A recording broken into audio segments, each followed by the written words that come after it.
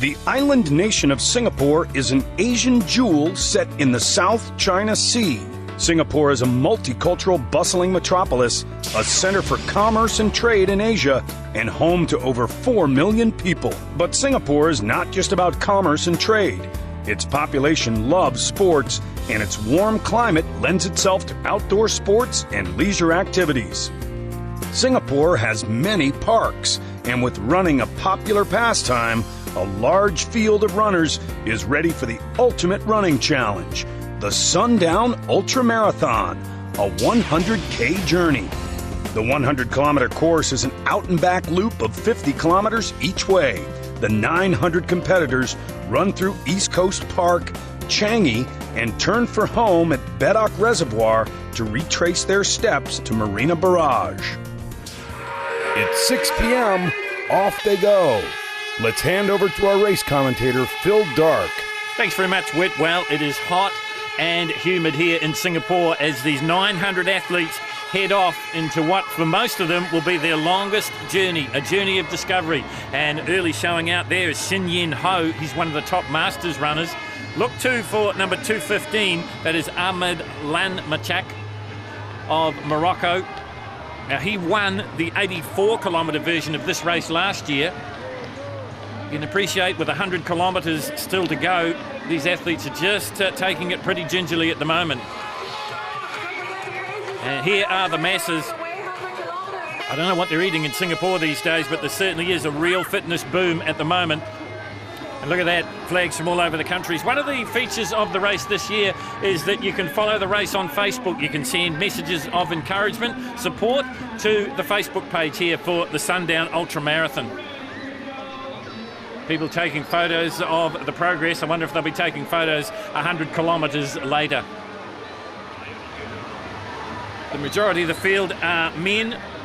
98% of the field, 806 of them are men, 10.4% female participants. There's 4 main categories, the 100 kilometres for the men's masters, the men's open, the women's open and the women's masters.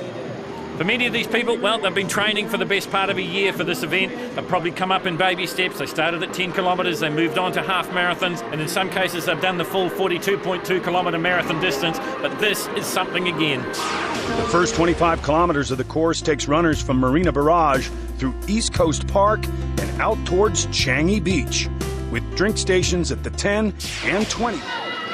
At the 10K mark, barefoot runner Lawrence Lin is going well.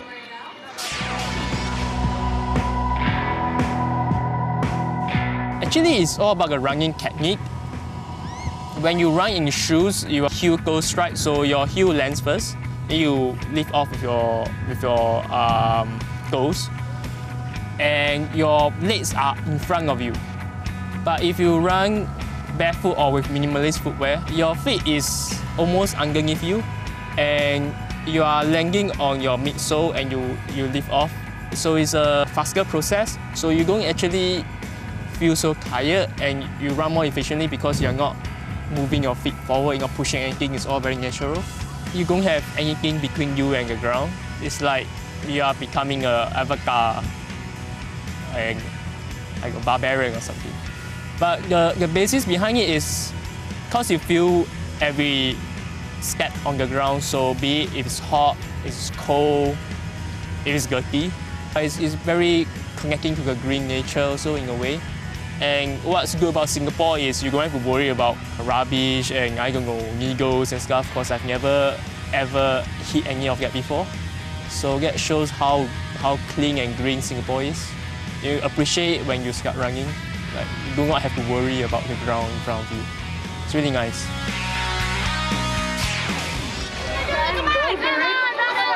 Some guy running barefoot right now, going past. He's looking to top up his water. As the sun sets on the first 10Ks of the Sundown Ultramarathon, Sharif has arrived at the hydration station. Like Lawrence, Sharif has had to learn a different way of running. Yes, it's different technique. You see, I'm using 75% on my good leg, and prosthetic is just a support. So right now, I have to use, since I'm going to run 100, it's not an easy, you know. So I have to use both legs to make sure that I have to run properly. Out from there, I got a spare prosthetic leg.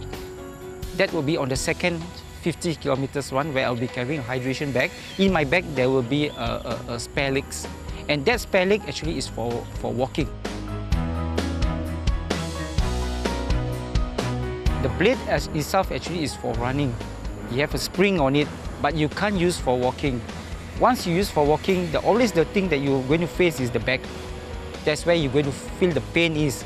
For walking leg, what I'm using, it will make me brisk walk fast. That leg can use for running too, but I still prefer to use the blade. So what I can do is maybe at 5 kilometers point, I will start to walk, then I will start to run. Expected time I plan is about 16 hours below. Anything below 14 hours is a special bonus for myself. One of the challenges for Sharif Abdullah is keeping his artificial limb dry to avoid blisters. But he sure is trying hard to make quick work of his situation. Kudos, Sharif. Having to change the sock on his artificial limb at every aid station will slow Sharif down in his quest to complete the 100K distance.